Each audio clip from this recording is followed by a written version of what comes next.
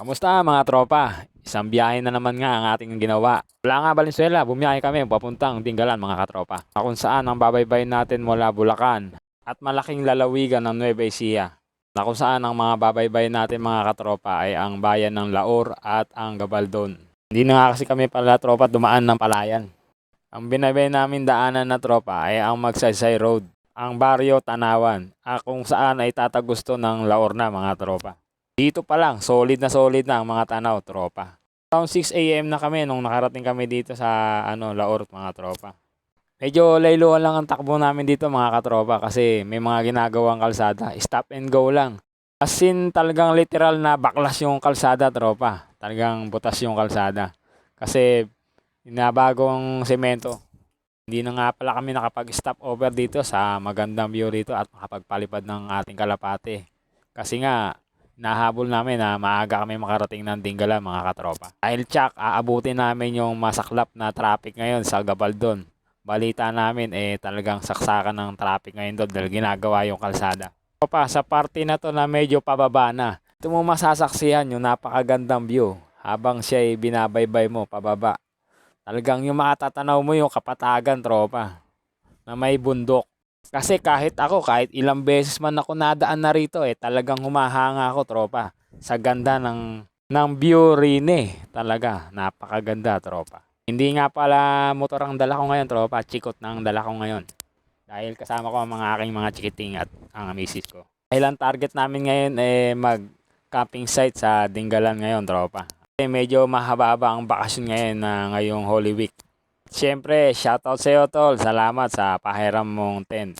Na kung saan nga dala-dala namin ngayon tropa, papuntang Dingalan. Kasi nga hindi to planado tropa. Biglaan lang nalakad to. Pero biglaan natuloy. Ang mga plano na biglaan, di ba? Isa naman sa puro plano, ang tanong mo, paano matutuloy? Para kayong mga kindergarten. Puro kayo drawing. Buti pa yung tanong, may sagot. Yung imahinasyon mo, malabong magkatotoo. Pinang manager ko, tumigil ka na. Baka magkatotoo, natamaan ako. Tropa, hanggang sa nakarating na nga kami sa National Road ng Laor, tropa. Eto, kumana na kami ngayon dito. Babaybay na namin ngayon ang National Road ng Laor. Kung saan dito na kami magsisimulang kabahan kasi mukhang maraming magra-rides ngayon papuntang Dingalan. Maraming mag-swimming ngayon sa mga karatig bayan ng Nueva Ecija na may mga river. Na kung saan ang unang-unang madadaanan natin ay ang napakagandang Bato Pere River ng Laor. Tropa, balik nga ulit tayo sa National Road ng Laor. Pang binabaybay mo nga ang kalsada na to, ang matatanaw mo nga ay ang mahabang palayan dito. At maaliwalas na kalsada, tropa. At talagang walang bako. Patag na patag at talagang napakasarap baybayin. Siyempre, masarap umovertake, maluwag ang kalsada, 'di ba? Sigurado 'yon, gagawin mo 'yon, tropa, pag ikay nadaan dito. Tropa, hanggang sa nakarating na nga kami sa isang iconic na kalsada dito sa Gabaldon.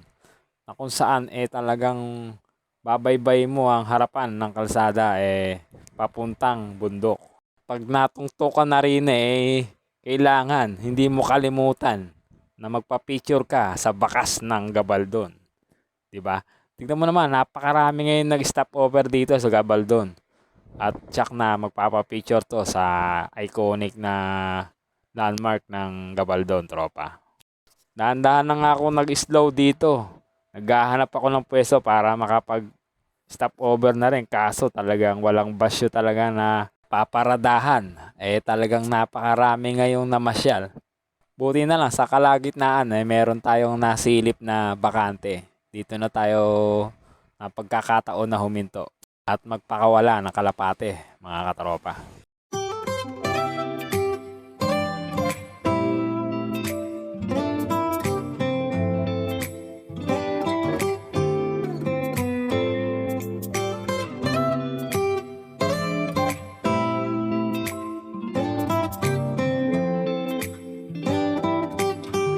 At ang Calabasa River.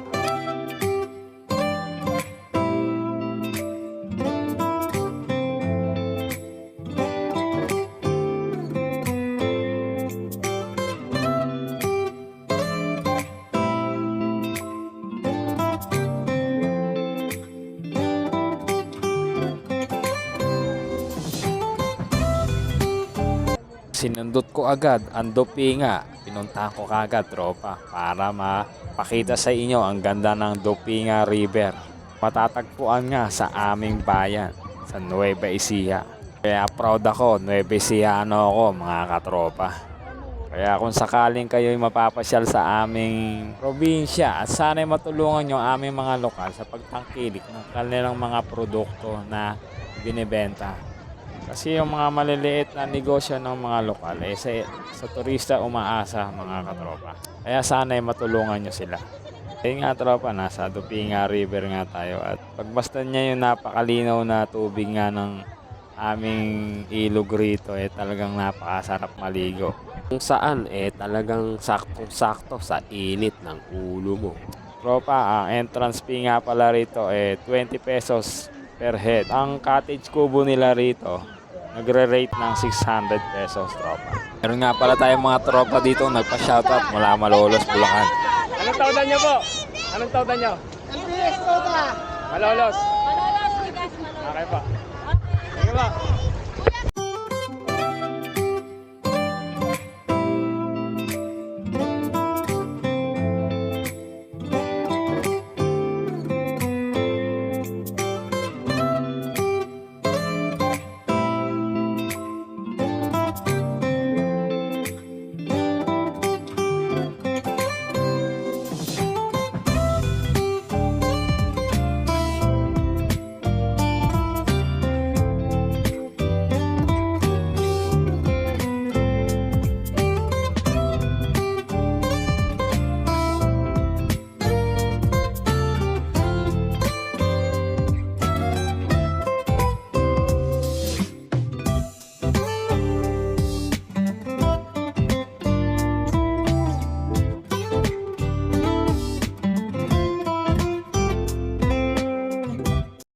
Back to the road tayo mga katropa. Next stop over natin ang bayan ng Gabaldon kung saan meron tayong bibilin. Tropa, stop over kami ngayon dito. Ano na to? Gabaldon, Nueva Ecija. Yan. Ito kami stop over ngayon. May binili lang na paper plate. Ibang kulang pa namin na dadalhin sa camping site. Sunod nga na destinasyon namin mga tropa ay ang tinatawag na The Dingalan Grotto in Aurora. Kung saan similar ito sa Island of Batanes. Oo tropa, tama ka sa narinig mo. Ang tanawin dito ay talagang mahahalin tulad mo sa Batanes. Saktong-sakto sa katulad natin na walang pang-budget papuntang Batanes, tropa. Meron nga tayong nakita ditong solid talagang tropa. Si Boss Norman Angeles at ang kanyang may bahay at bossing ng kanyang tahanan. At taga Ulilan, Bulacan, tropa.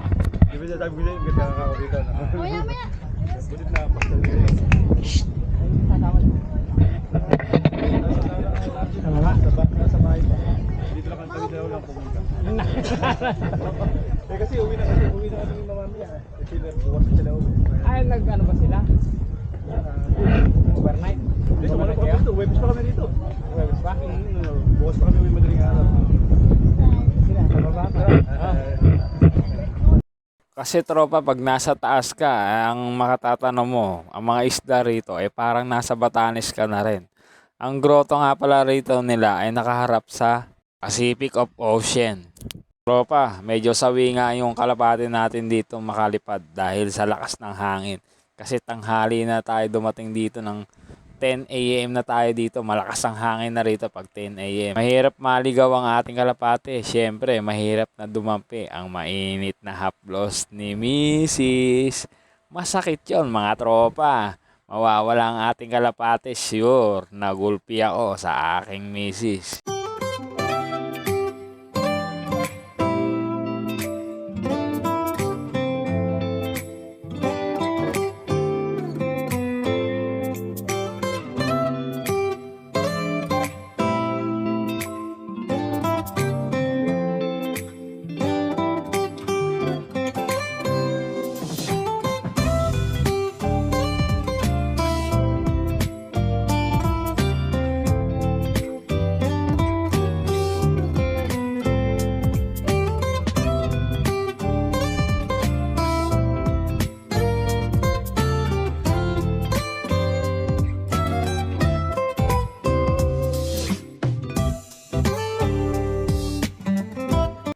target ko naman tropa, ang Pacific View. Ito talagang napakailap sa akin tropa.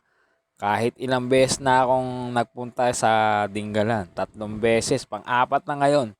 Ngayon pagkakataon na natsyempohan ko siyang bukas tropa. Kaya nabalitaan kong bukas siya, talagang nanggigil ako magawi uli sa Dingalan nang may closure na kami ng Dingalan.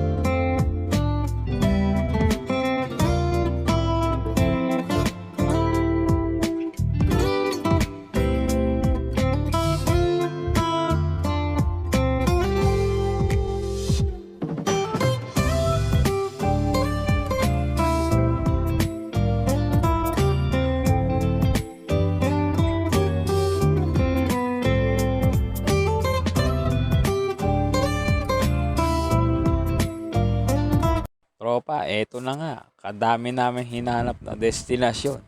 Pero dito kami bumagsak sa may Carino Resort. Kung saan ay talagang nakita namin na safe talaga kami kung dito kami mag-i-stay ng overnight and day. Kumpara sa mga ibang pinuntahan namin na ibang resort. Namantala ang holiday o season. Pero unsafe din naman ang serbisyo.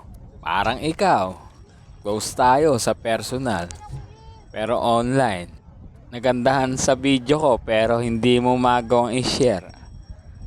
Para kang ewan. Hindi naman masyadong komplikado kung magaling ka lang magdala. I-enjoy ang kasalukuyan. Gawin lakas ang kahapon. Tropa, maraming salamat nga pala sa panonood mo sa aking video. At sumundan mo na rin ako sa aking Facebook at paki-subscribe na rin. Para sa more video na gusto mong mapanood sa akin, tropa. Maraming salamat sa pagtangkilig ng aking video. At sana sundan mo ako sa susunod na gala ko. Maraming salamat mga katropa. Hanggang sa muli. Thank you. Paki-share and like naman ng video ko kung nagustuhan mo. Maraming salamat uli. At maraming salamat din nga pala sa inistayan natin ng araw na to sa Carino Resort Camping Site dito sa May Dingalan. Sa matagumpay naming experience na first time na mag-camping. Maraming salamat sa inyo mga tropa.